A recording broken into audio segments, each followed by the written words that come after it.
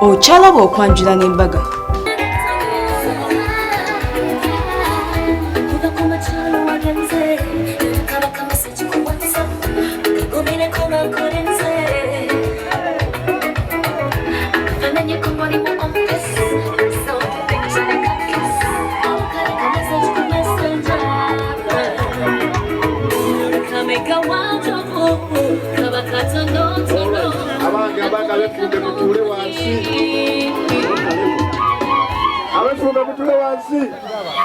Dadi ulira kino. Sebo.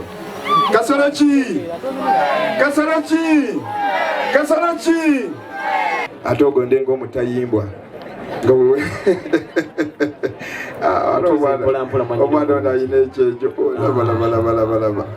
Kakati mwana mulenzi gwe betwogeranya. Dadi. Njagala okkirize nti embeera nga bw'ogiraba. Dadi. Tujja kubanga abakiga tujja kutula embeera y'obudde. Dadi bakubirenga ez'amaanyi.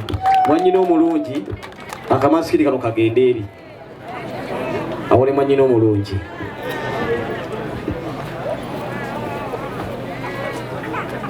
Mwanyina omulungi.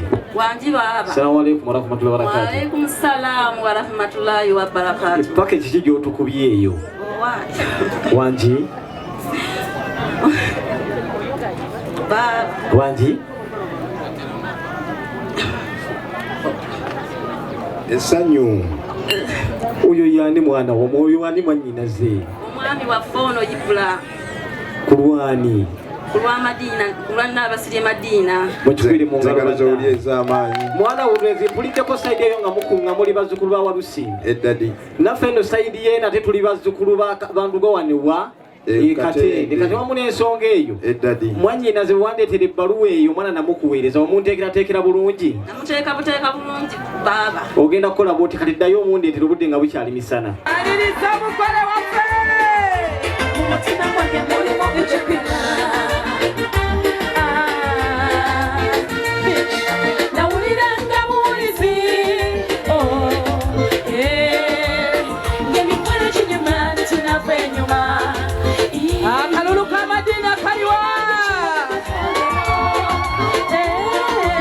Nafunayo nangatereza omutima gwange. Nawuliranga batumya. Tinakwegeza. Nyabalabanga baseka. Maze mani bekoza. Olumanya obukole bwakomanya obukadamu. Nekawa abasoka. Omwana ezijema nkaseko. Mulabe.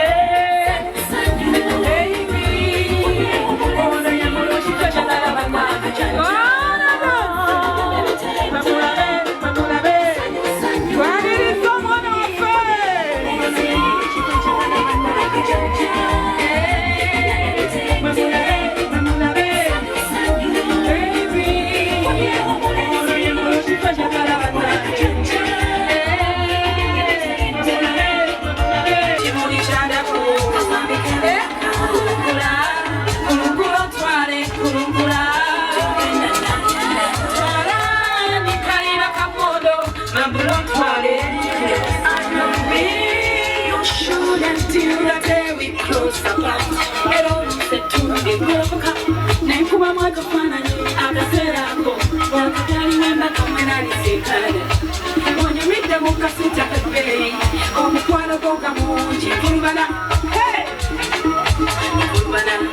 amapenzi gonga mangi jakirira twala mpolampola totwala enjabala kazabika ebireka kulungula twale kulungula mukwano gwo natalabika kimuli kyadaku kulungula twale kulungula twala bikalira kamodo mambulo twale owulira kwitango kya soka sula nkesinche bana balimirizi bajewaniriza abana bafe amungabidde kwata kubalete amulira mutima enkalamatu ikubankinagi buli lwetulabana tamula amazina mwana muleso tuneshiwato biterira kulungula omuntu bwesirina kyentono kugayo okukyusa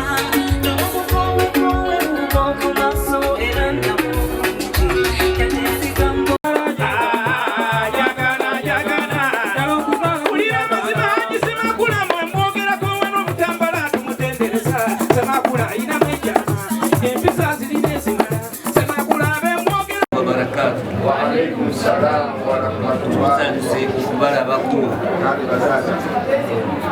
ngazalibwa mukadde waffe Sheikh Hamid Kigozi era nga muzzukulu wa Sheikh Ibrahim Nkanji okuva Nkanji era tuli bamukisa nti mukadde waffe Sheikh Hamid Kigozi wali abatole salaamu.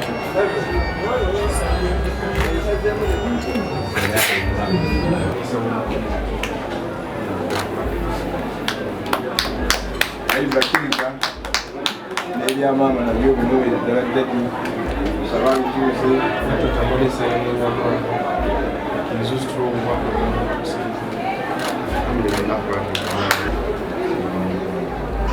nawe mwana mulizi wakwasamu emikono ebiri emwanyi ezo byomuzakutazibwe munne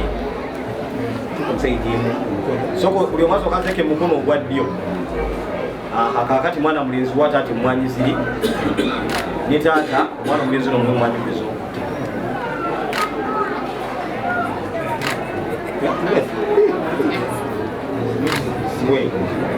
kati mugwe mwezi badde okutema nkyawo kati emwanyi ezo muziri bannange betwogeranya edda basalanga musaayi ne bateekamu emyaka ne batekola tweyanziza nnyo tweyanziige Mubarak ya Musa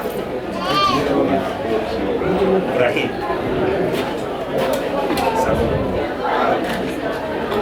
Mzee Yaqub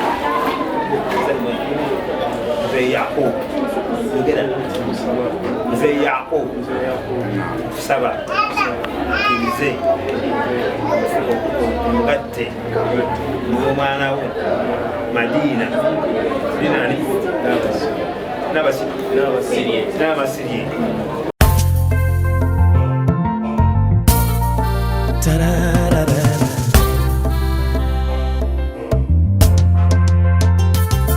nkunaanike empeta obenga mukyala wange nsazeewo nsuubiza mpaka bukadde oba kufa tewalibaayo abuzaabuza. Salamu alaikum. Alaikum salam warahmatullahi wabarakatuh. That's so cool, Ava. Yeah. Chikubye. Omwami. Mwami jari. Amulesa ali atya mu kinale. Tawudde musanyufu. Yeah. Akugambye ki? Anjagala nnyo. Kubanga oli like so smart. Thank you. Kiki ekikuleetedde okuwangula n'otuka ku lunaku luno abawala lwe bayayanira? Bugumiikiriza, kubeera ow'amazima n'okwagala ennyo abantu. Omwami mumaze naye ebbanga ki? Ebbanga ddene nnyo twesinkana mu ssomero. Mwali musoma mwenna? Ludda wa? Twali tusome eyo Namasumbi fembi. Klasi y'emu? Klasi y'emu. Ne musigala nga mukwatagana mpaka oba mwali mwaba mwasonga ne mwebulako? Nesigala nga tukyayogera tukwatagana mpolampola nga wetuuse ku lunaku lwa leero. Mwinayo ka bebi? Nedda tetunnaba. Suubire ddi? Very soon. Kale ddiga kayimba ki kweyagala omuweereza omwami? Akayimba ke nandyagadde omuweereza bannanga ka Lydia Jasmine. Olinako layini gy'otegeera? Sweetie bamulete, bannange mumulete, Bukisi mumete, Slimba mumulete. Nange amulete. Munnange. Biromansi bimpambye, bannange, olulenzi lweffuze. Wakakwata mutuufu lulwo olulenzi lwo. Omutuma linnya ki mu ssimu? Laavu. Lwakuba? Laavu. Ng'erinnya nga lijja. Okwata n'ogamba ki? Laavu. Ku ssimu otandika na kigambo ki ng'akubye? Assalamu alaikum. Oli otya laavu? Kale ogenda tandika ddi obufumbo oyingirayo ddi? Leero. Oddayo naye? Ye. Kiki osinza okwesunga mu bufumbo? Kukwatagana. kola fembi kutuuka ku buwanguzi. Asinga kuwomerwa mmere ki? Ekinyeebwa n'ettooke. Ogenda oseka okufumba. Iye. Mugambe. Ngenda kufumbira ekinyeebwa n'ettooke. Kyesinga okwagala. Ate senga yabikunyigiriza. Yabinjigiriza bulungi. Omanyi nateeka cyayi mu flask. Bulungi. Omubaze ku bantu mukwano tukuleke.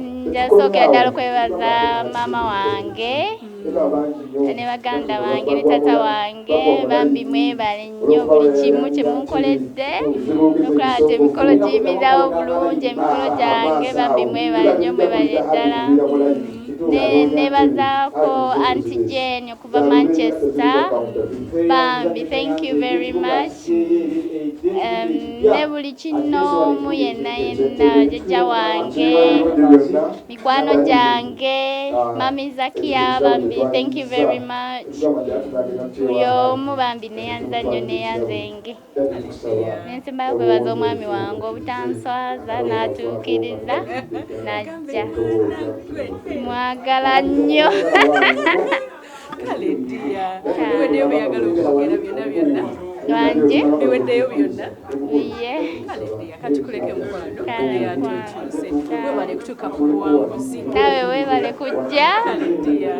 kale ab'ennugu bagambe bafune be bagisibira kubanga kyawedde dda wange na mutima na biti nalo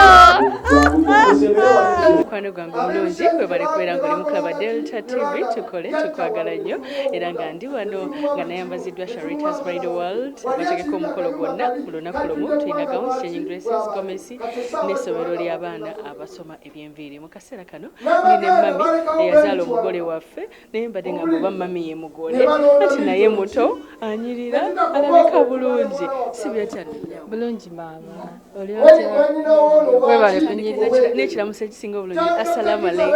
Assalamu alaikum warahmatullahi wabarakatuh. Alaikum salam warahmatullahi wabarakatuh. Amanya gange nja kwogerako lya Fati Semakula ekuzaala Amina gwamuzaala omugole wanje omugole gwamuzaala ddala okikakasa first born wange ekumidde ku mutindo stress twazigoba nakola empalana nazo nakola empalana nazo salo ine emyaka emeka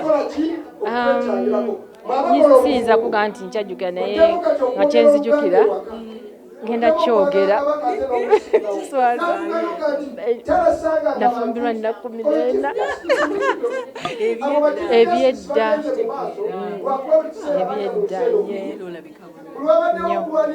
omulabamu biki muwalawo nkuze mulabamu okutya Katonda Madiina atya Katonda Madiina mwetoowaze Madiina mukozi ate alumirirwa omwami atutta omuntu omutuufu era bw'anaaba amukutte bulungi ajja mulabamu ebibala amuyisa atya akawala kakayisa atya akayise bulungi bakole okusinga ennyo batye Katonda kale nyabo kuba kaki bw'oyagala ogamba abagole baffe kye baba beekumirako okubeeza wamu Katonda Allah ankoledde ebintu shanita singa tabadde Allah singa siriiwo wano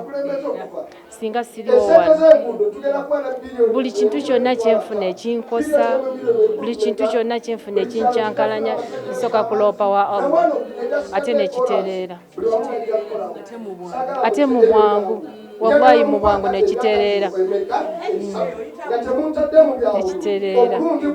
bakobe weebaza mukwano abatambuza obulungi omukolo bannange okusingira ddala nsooka kwebaza Allah nensaka abantu be Manchester bana abantu be Manchester UK banjagadde bandaza omutima gyembeereyo kakawalukana byaffe byabo kyengambe stress twazigoba banaye nebaza omukyala Jenny the chef ye yakuntuusaako. Jenny namukubira nkubizi na ssimu kuba namulyako nti akwagala nnyo. Ne mugamba ntuuse ntya ku Shanita, nangamba ngenda mukutuusaako. N'akikola era abadde akyakikolera ddala. Banaye omukyalo oyo alina omutima, mwagala obulamu bwange bwonna, n'abaana bange bamwagala. Ekisooka atya Katonda, Jenny akwagala n'ebibi byo. Okyalaba okwanjula n'embaga.